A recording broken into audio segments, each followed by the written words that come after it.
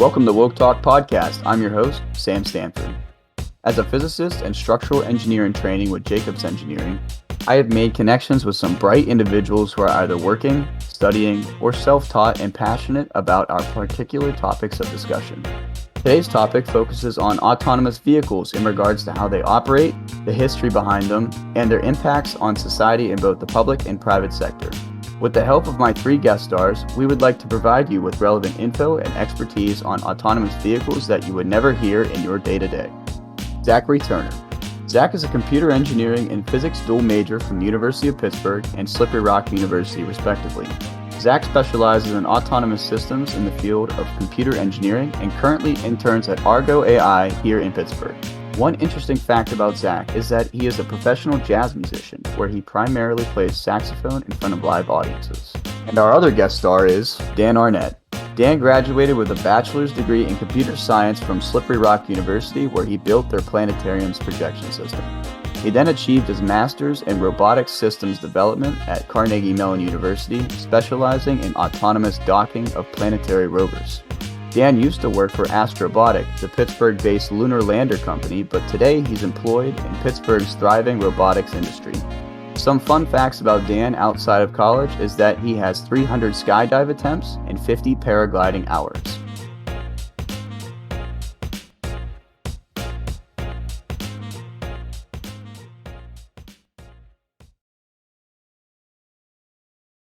Welcome to the podcast.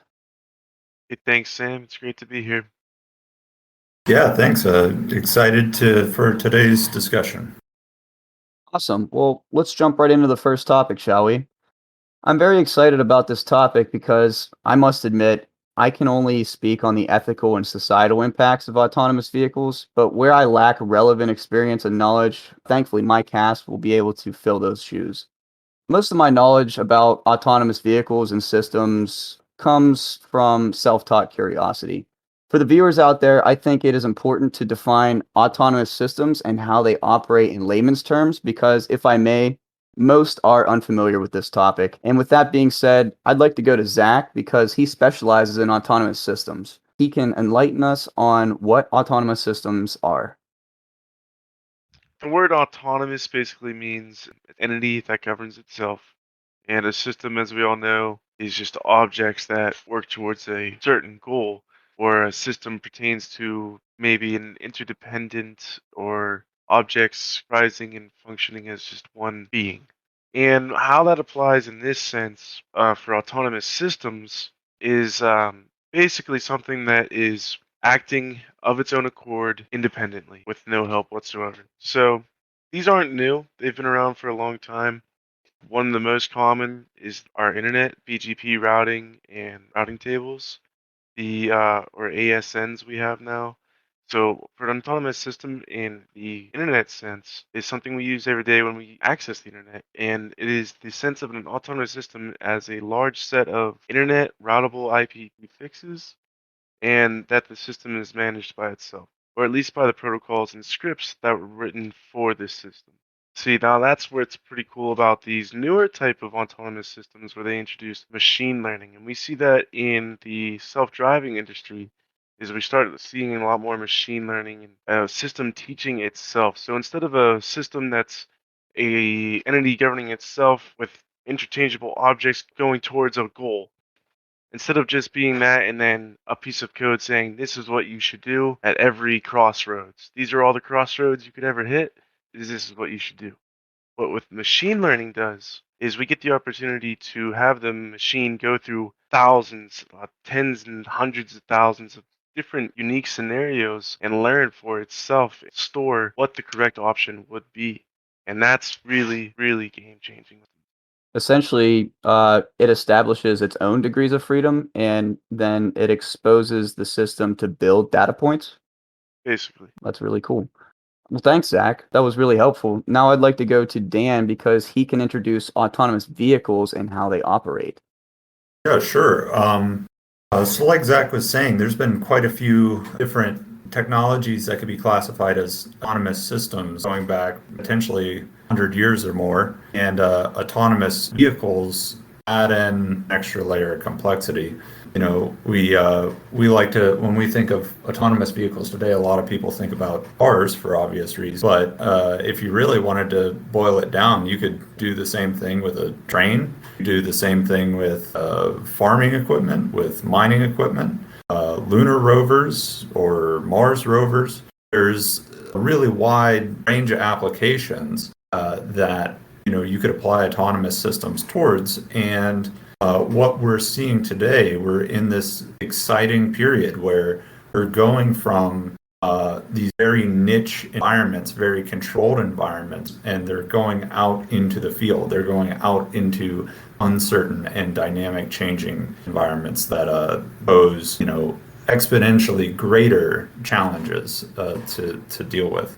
So this is a pretty exciting period for it, and it's a pretty exciting topic, and hopefully we can and all learn a thing or two discussing it today. Just to get a little specific, the industry of autonomous vehicles has basic levels from 0 to 5, where 0 is a manually operated vehicle like the ones we are practically all using today. And we go to level 2, and this is where Tesla claims to be at right now with assisted driving or having an attentive driver. And then you have other levels like level 4, where companies such as Aurora, Waymo, Cruise, Too Simple want to be by 2024. And this is where you'll see full automation, but the vessel will depend on input maps and data to get from point A to point B. And finally, we have the ideal level where all these companies are trying to get someday here in the future, is to have a vessel of full independence. So you can get out of your car for work or, at the park, and then the car drives to get roadside pickup lunch and delivers it to you while you're enjoying your day. So now I'm sure that a lot of you are listening out there think this is really sleek, but still are curious to whether or not these systems can detect certain objects. So Dan, what sort of objects can be found by these vehicles when in operation?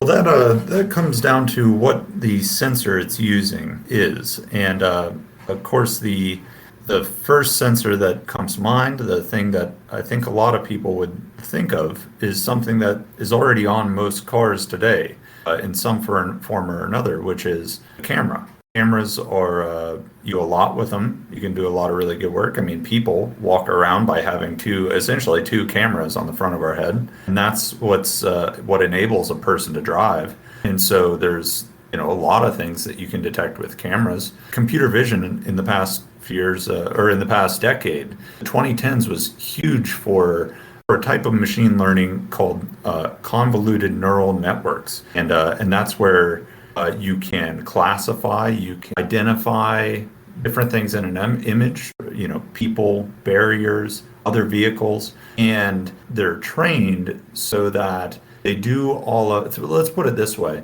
Just the process of identifying a person, that takes a lot of computation. That takes a lot of thinking on the part of a computer. But neural networks and these new algorithms, they actually front load a lot of that thinking in the form of what they call training a neural network, so that it can make split-second decisions based off of an image and identify very quickly, is there a car in this image? Is there a person in it? Where is it? And then from that, you can estimate how far away that is and that kind of thing. So a camera, you can identify features of interest, like say a road sign. Stereo cameras, when you have two next to each other, allow you to estimate the depth, or actually measure the depth really accurately, in the same way that your eyes give you, because you have two eyes and there's the difference between what your two eyes are seeing, and figure out how far away something is. But the cool thing is that machines are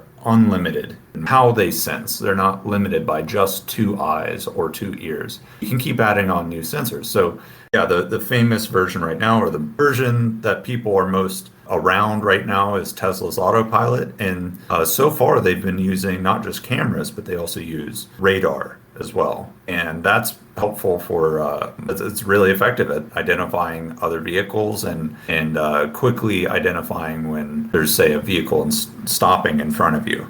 If you don't mind me adding to that, they're also implementing, I think, soon LiDAR, because it seems like all these other companies are introducing LiDAR, and LiDAR is just using laser scanning. I Right. mean, ultimately, all of this is just information. So any way that the car's system can get, information in, whether that's through imaging, LiDAR, radar, even vibrometers, say you're moving off the road, you catch the rumble strip, you catch information from the vibrometer telling you to move back to the right. It's all interworking system providing information. Right.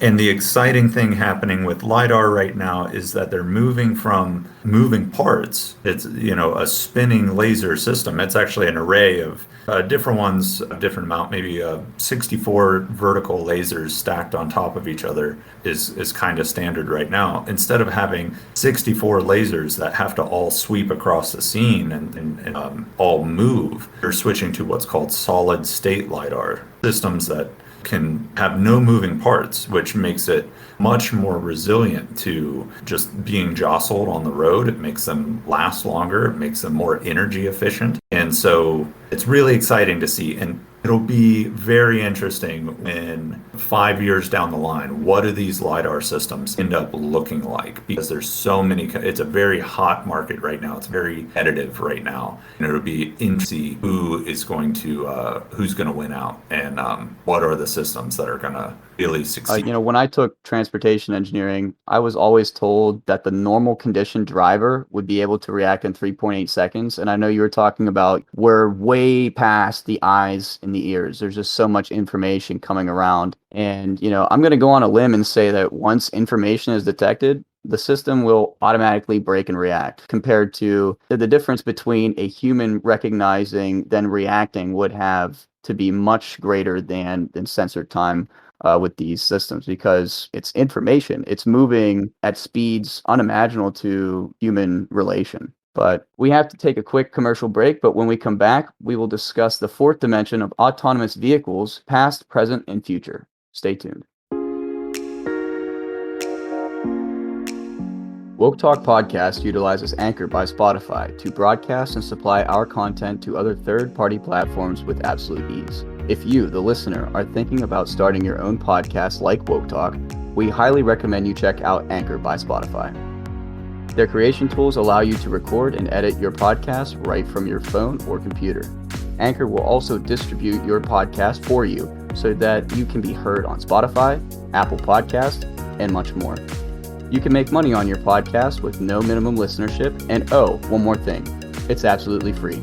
So download the free Anchor app or go to anchor.fm to get started. Welcome back to Woke Talk Podcast. Jumping into the next segment, I would really like to break down the fourth dimension of autonomous vehicles, and I want to start with Dan because he mentioned offset that his mentor at Carnegie Mellon University was a major character in the history of driverless cars. Could you give some detail on that? Yeah, one of the greatest privileges of my life was getting to spend time with a big character in robotics history named Red Whittaker. And Red has been around since the very beginning of robotic technologies. And when thinking about the history of autonomous vehicles, you can't go far without finding Red.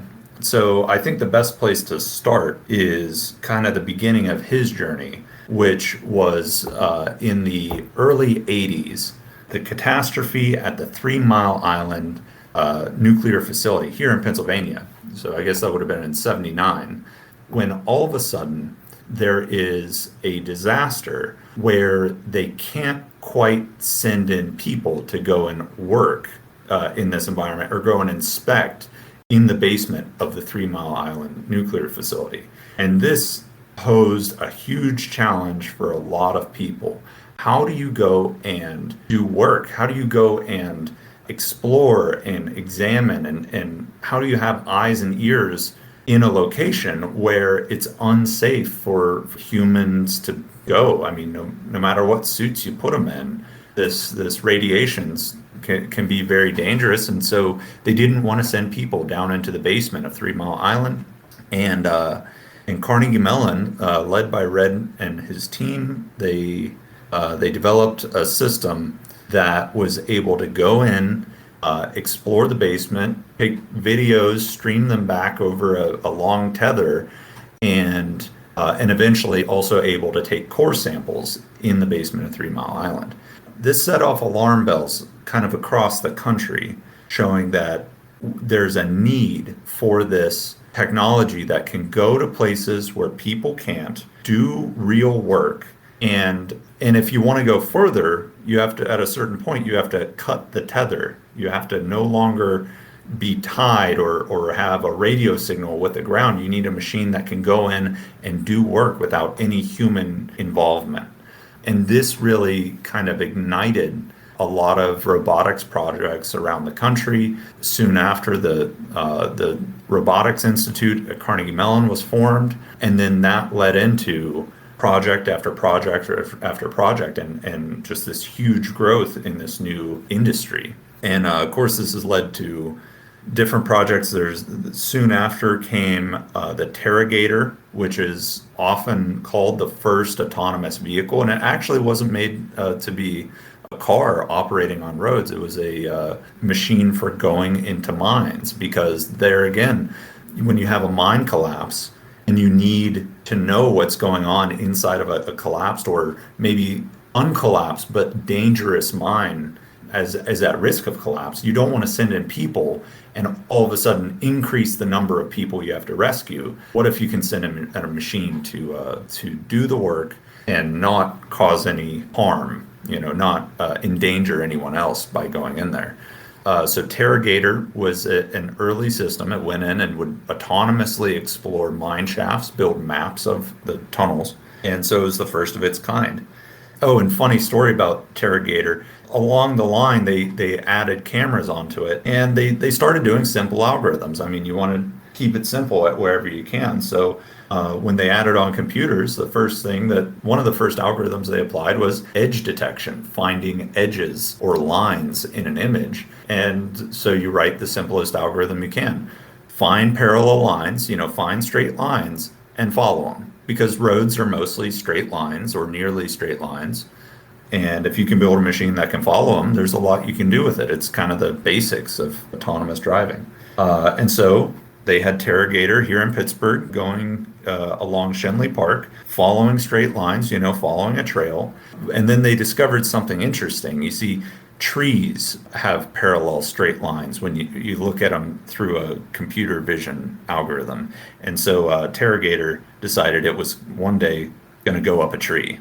And that didn't work out. It flipped itself onto its back, and but that was kind of the early days. And of course, robotics students across the country still do the same kind of things. I've seen robots in the lab go straight up a person, small ones go straight up a person's leg or something like that, doing similar things. But that just kind of shows how far this industry has come, or just through research. And so then after Terragator, they moved on to something called NavLab, which a lot of people call the first driverless car, because they actually built it out of this big van, and they would have just racks of servers and big computer monitors. This was the 80s, so like they couldn't even have a personal computer. It was almost like a mainframe, in the back of this vehicle. And instead of these LiDARs we have today with 64 lasers scanning, no, it was just one beam that would just scan back, left and right, kind of like an older cathode ray tube television, just a single laser beam scanning left and right. That was also called the No Hands Across America project. Right. And from my understanding, that was just to circle back from what we were talking about in topic 1, that was a level 1 operation where it was semi-autonomous for safety reasons. They had a person there to making sure the steering was okay, but for braking and accelerating. And that car actually went 3,100 miles across country. Yeah. And I believe that one they mainly did, it was something like 95% of the driving was computer controlled. I don't think back then they had the ability to take a turn, go to the gas station, find a parking spot. But the majority of a drive, following lanes, yeah, that for sure. Even back in the 80s, or I think early 90s, I remember right, is when they were doing that. But around then, it goes to show you really don't need a whole lot of complexity to augment a person's driving.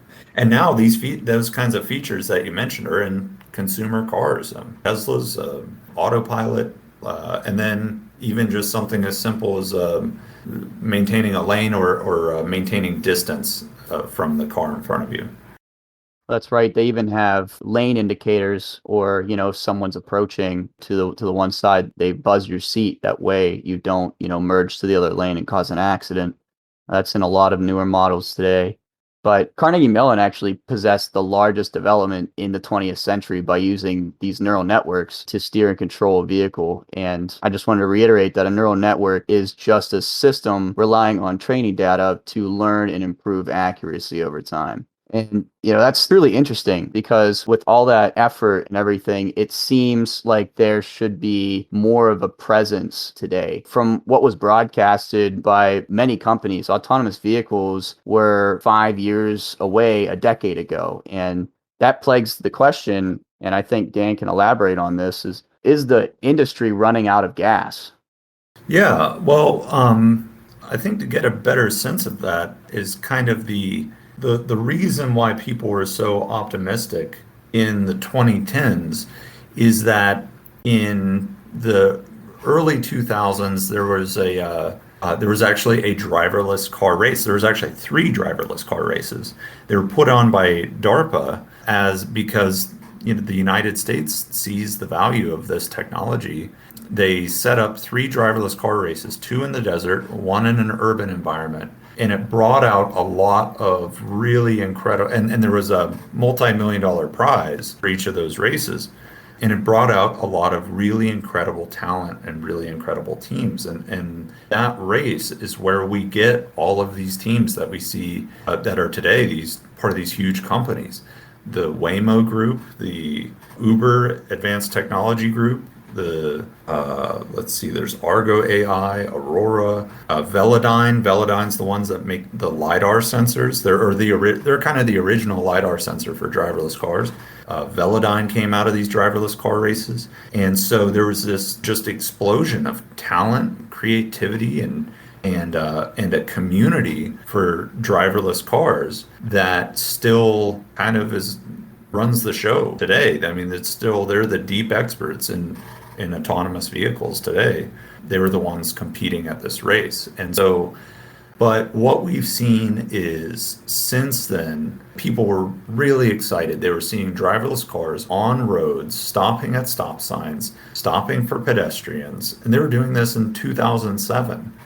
But what we found is obviously that this dream of a taxi without a driver, that dream is far huger than people intuitively imagine for an algorithm. And a lot of people investing have decided they'd like to move on. And you see some consolidation of some of these driverless car businesses.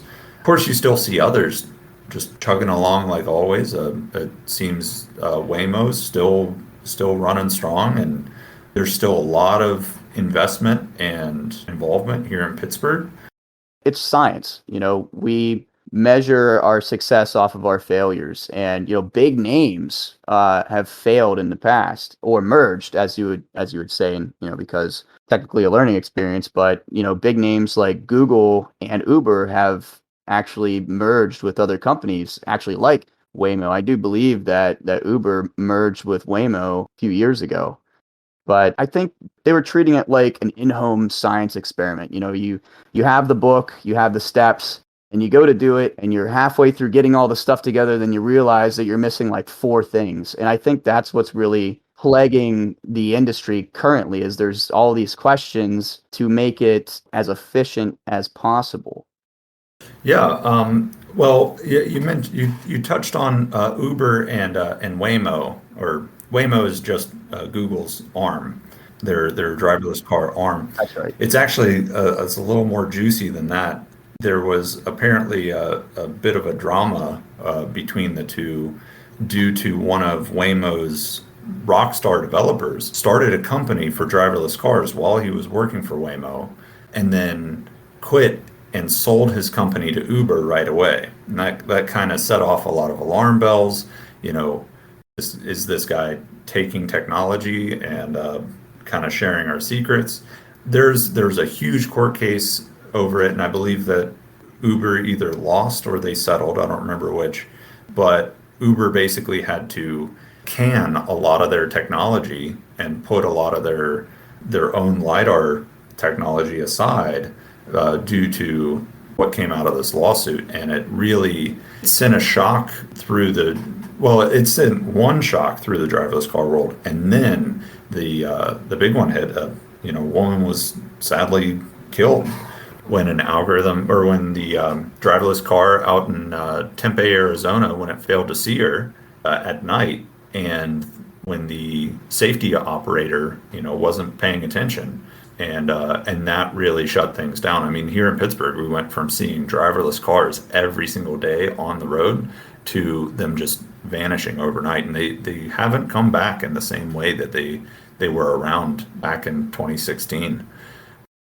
Right. From what I've heard, nighttime and weather have given these companies the most fits, which plays into safety, and that's mainly why you're getting these stories like this, that you need to make sure you have a 5-star rating in safety. Oh yeah. They don't want glitches in the system. They want to be able to put people in these autonomous vehicles rather than having them drive in their own private vehicle to work for 45 minutes. And the insurance companies backing, these autonomous systems, they're probably the ones that, are going to be the strictest, or they're the ones that need to see the proof. They need to see the goods, whether these systems work or not. Oh, absolutely. I watched an interview with CEO Chen Liu of Too Simple. He said this year that they plan to be fully driverless in 2024, rather than having the need for assisted driving. So that's actually going to leapfrog Tesla's goals. Right now, Tesla's only on level 2, but Too Simple believes that with what they're doing in terms of their automation, they're going to be able to jump to level 4 with their fleets. Yeah, that's the cool thing about words. You can just, you can say anything. It doesn't cost you anything to just say things. That's very true. Regardless, the past couple of years, they've slowed down. Some of the optimisms kind of, maybe people aren't as starry-eyed, or it's not as ambitious as it was a few years ago. But it's still an incredibly exciting time for it, and we're seeing the slow march of new features coming into vehicles that is really stepping us towards autonomous systems. Every year there's more cameras. Every year there's the lane maintenance gets a little bit better. And let's put it this way: the autopilot isn't the holy grail of driverless cars, but it is something that can help a person on a hour-long, 5-hour-long, boring drive where people are really good at doing the last mile, but we're really, really bad at maintaining our focus for 5 hours on end. So there's already a lot of good that's come out of all of this work and all of this research, and I'm really excited for what the 2020s are going to bring for autonomous vehicles. I'm right there with you. And that really makes me wonder, about the future of autonomous vehicles. I'm extremely optimistic, but what direction are we heading in, Zach? I think it's only up from here. I mean, this is a pretty cool solution, and solutions are only as good as the problems they solve. So I think the numbers are somewhere under 50K people die a year from automobile accidents. And to have this system automated not only solves that problem, where it's all the computer. This is obviously best case scenario, and we're definitely not there yet. If we can get to a point where there's absolutely no deaths, I mean, I think we're doing a pretty darn good job. And another thing that this is going towards is the public transit problem.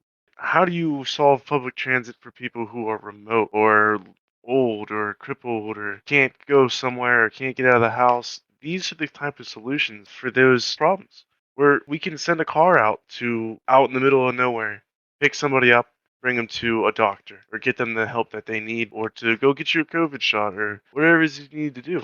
And that's something that we haven't been able to solve for a long time. And I can only dream of what's to come next. I mean, we're just on the tip of the iceberg, really. Should be exciting. I agree. Actually, that's going to be our next topic, but unfortunately, we're out of time and we have to take a short break. But when we come back, we'll discuss the impacts that autonomous vehicles have on our society for now and the future.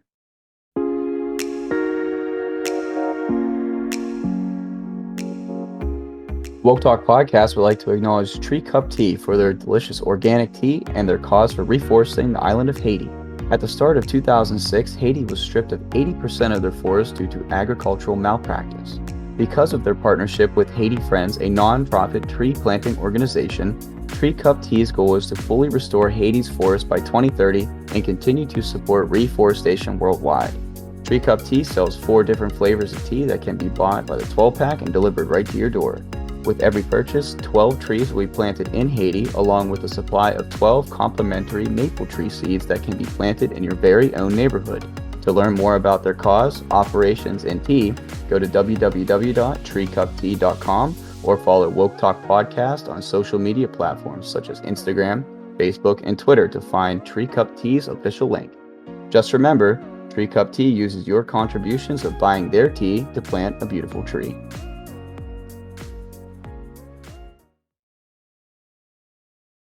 And we're back here at Woke Talk Podcast for our last segment on societal impacts that autonomous vehicles will bestow on life. I'd like to start off with a clip from TED Talk by Peter Calthorpe, a professional urban planner with world-renowned company HDR. He explained how greatly private autonomous vehicles will clog the arteries of our cities and impact transit in the future. Well, I think there's almost too much hype here.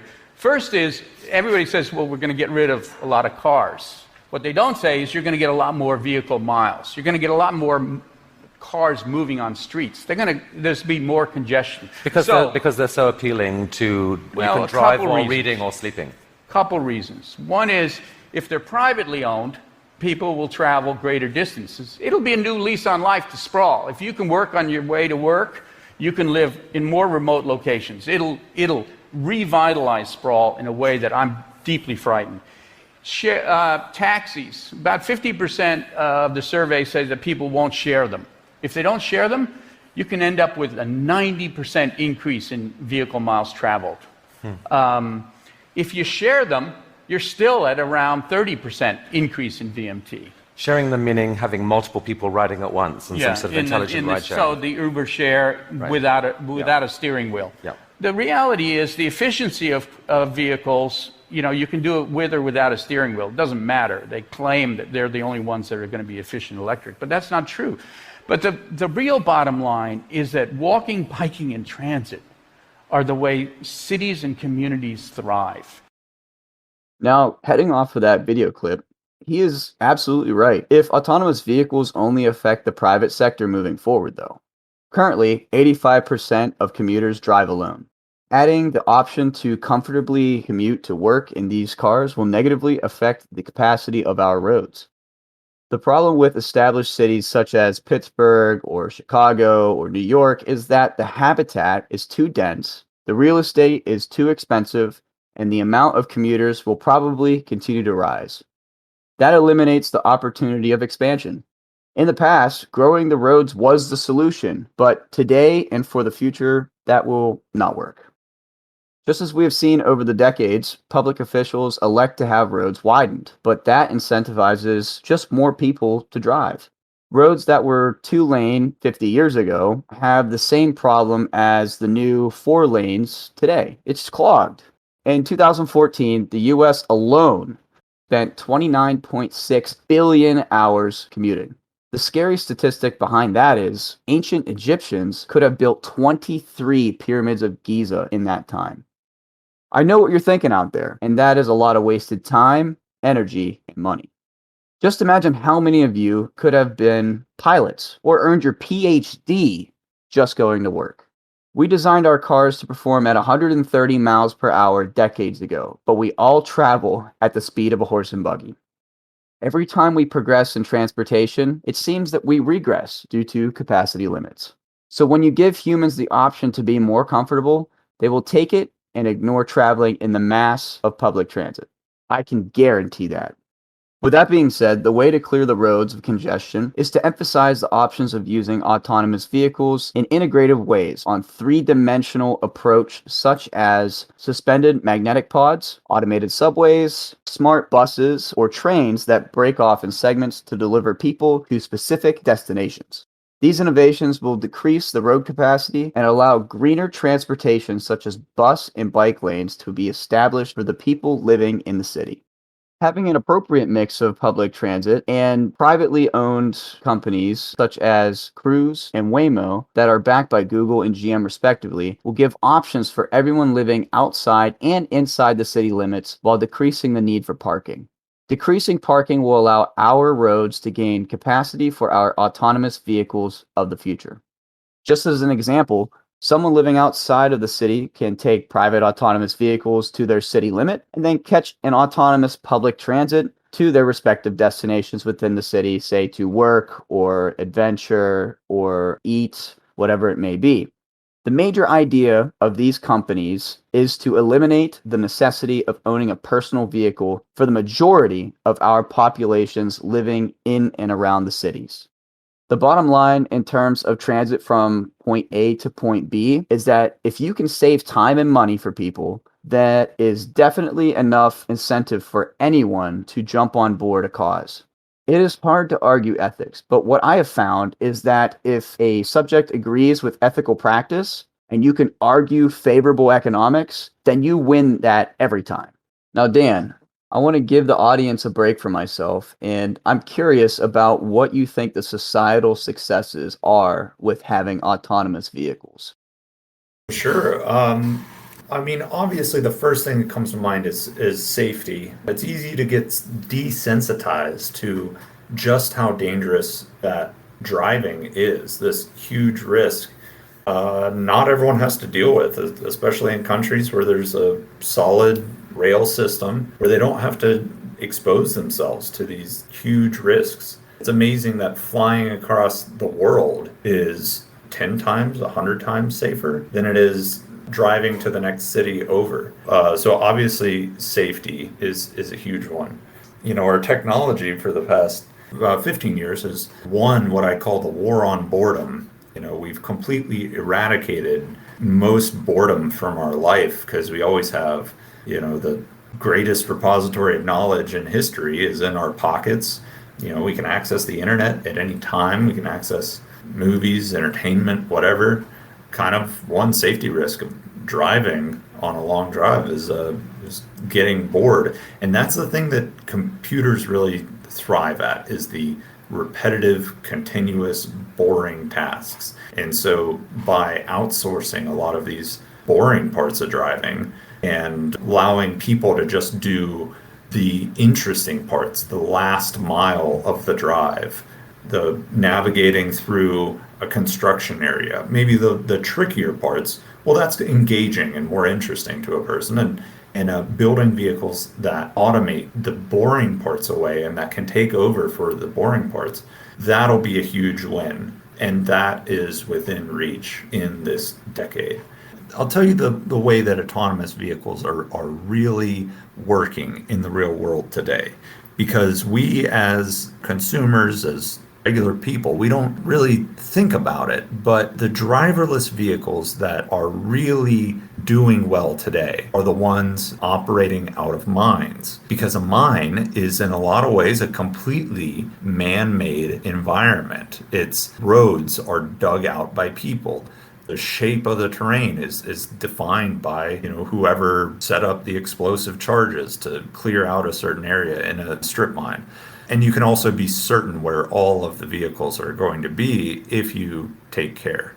So mines are actually one of the first success stories for driverless vehicles. And today there are mining operations. A single dump truck will haul over $1 million worth of material per load and do it autonomously all day. And similar things go for agriculture. And so, you know, these companies, Caterpillar, John Deere, and a lot more, they're really growing this ability to autonomously do the dull, boring work. and allow people to do what we do best, which is be engaged, be creative, and it kind of frees up some human brain power in a way from doing these repetitive jobs. Speaking of jobs, these autonomous systems, they create new types of work, but it also can accent and enhance traditional driving. Right now, there are certain companies where their strategy is to, instead of automating vehicles, they just want to automate vehicle caravanning, where you have a truck at the front of a caravan, and then you have where the lead truck has a real human driver, and then maybe you have 2 or 3 trucks behind the one driven by a person, where all they're doing is just following the truck in front of them. There's still a person there, but they can be semi-autonomous. And as long as you can really nail down, sort of emergency situations, you can kind of have the vehicle safely follow a real driver. If you are a trucker, don't fret about losing your job. One major thing that comes to my mind, whether you are using a level 2 to a level 5 autonomous vessel, is that the truck will still need an operator, like what Dan was saying. Aurora and TuSimple focus on the trucking industry by making it into more of an autopilot / maintenance role rather than driving. You'll still be needed for breakdowns and flat tires and possible navigation, depending on what level you are on, gas pumping or charging, depending on where you get your energy to move, and possibly more. The plus side is that you can actually focus on the scenery that you might see, reading, practicing your hobbies, getting some sleep when it's much needed, and then even getting an education, you name it. Right. I think that's interesting. A lot of people think about what's the work that you could get done if you're able to not, if you're freed from having to drive on your morning commute.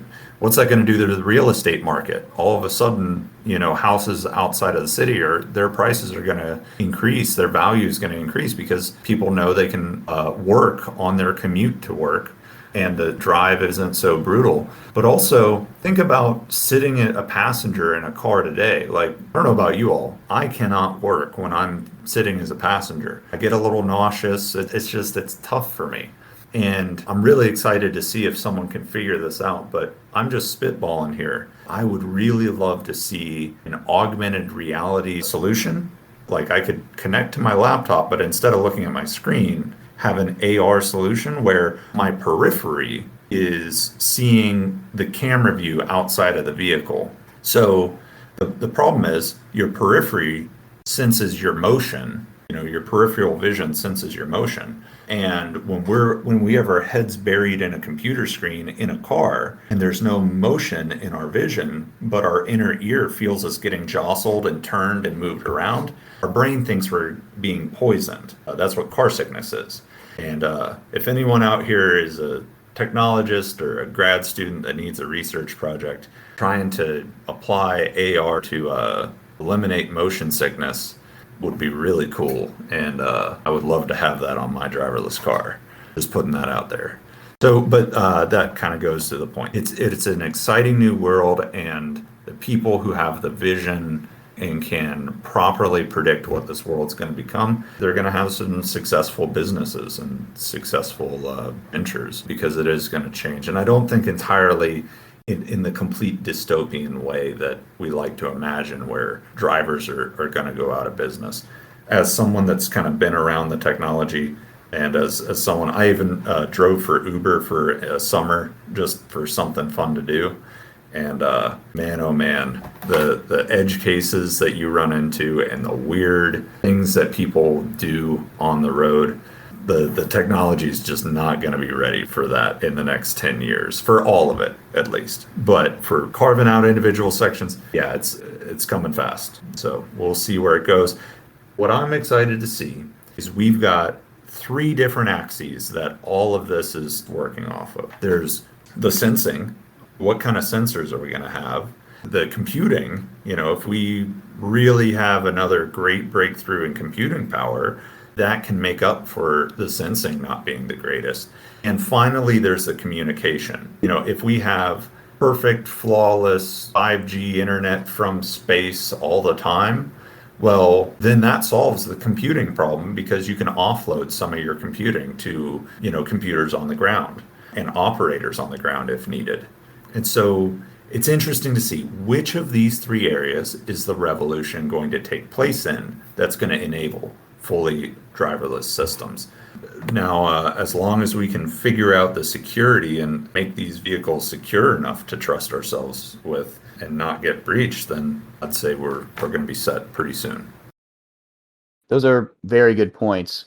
Finally, I would like to then round out the episode by going to Zachary, because there are rumors circulating about potential hacking of these autonomous systems. So, is there a true threat out there because these vehicles would be on the Internet of Things, essentially? So, yes, there's always a risk of hacking, and that's whether you're connected to the internet or not connected. And that's something that we have to look out for. When we go into these industries and creating these autonomous systems, these companies need to look for vulnerabilities. What are the weaknesses? Can they hack it remotely? Can they hack it in person? And these are the things that people should question. I think it's really important for society to have an impact on where these cars grow. And I think it's most important that they grow safety. And one of the safest ways to be in the world coming forward is, cybersecurity and physical security against hacking. Because without this being safe, there's no point to it at all. Just to shed some light, also, if the hacking potential can be contained through the cybersecurity practices, autonomous vehicles can essentially stop people from malpractice, such as using a vehicle as a weapon, as we've seen in the past, not only here in the United States, but all across the world, and then preventing intoxicated or even just sleeping drivers. So if we can rein in the cybersecurity, then I think it's a go. Definitely. To add on this a little bit and kind of play devil's advocate just a little bit, one of the great advantages of autonomous technology is if it is truly autonomous, you don't need to have a connection to anything. If it can sense and plan and act all on its own, you can completely turn off your communications and just operate on your own. So in a way, it opens up a security that if maybe your autonomy is incomplete or you have a remote connection to it, well, if it's incomplete like that, you then kind of open up the ability. If you have the ability for a remote support person to take over the vehicle, you also have the ability for a nefarious actor to potentially get in and take over. So truly strong technology, you can nip that in the bud. You can preclude that from happening just with autonomous systems. But I agree with everything Zach said, though. We're definitely going to have some growing pain when these systems first really hit the road. And hopefully we can get to full stage autonomy as quickly as we can. Yeah, level 5 is definitely the goal. And just to kind of circle back on what I said earlier, science is based off of learning from our failures. And for the listeners out there are going to be failures. And I mean, that's just like actually just in general in life. And just got to stay patient because as we've seen, technology exponentially grows. So we are going to get there. So just stay patient. Like what you hear? Do us a favor at Woke Talk Podcast by giving us a follow, review, and sharing our content on social media. Woke Talk Podcast is conveniently on Twitter, Instagram, Reddit, and Facebook. You can stream our animated audio content through our YouTube channel, or you can listen to our episodes that will feature each Thursday on Anchor, Spotify, Podbean, Amazon Podcasts, Google Podcasts, or Breaker. If you, the listener, have any content suggestions or want to be a guest star on the show, reach out to Woke Talk Podcast via email at woketalkpodcast@gmail.com. All right, that is a wrap. Thank you all for your expertise in regards to autonomous vehicles, the history behind them, how they operate, and their impacts. Our guest stars' knowledge will help the listeners at home gain exposure to information on autonomous vehicles that they may never come across in their daily lives. Tune in next week for our special Mars Colonization, Good or Waste, where we will discuss the difficulties, benefits, and side effects of colonizing Mars. Thank you all for listening to Woke Talk Podcast. I am your host, Sam Stanford, and as always, stay woke.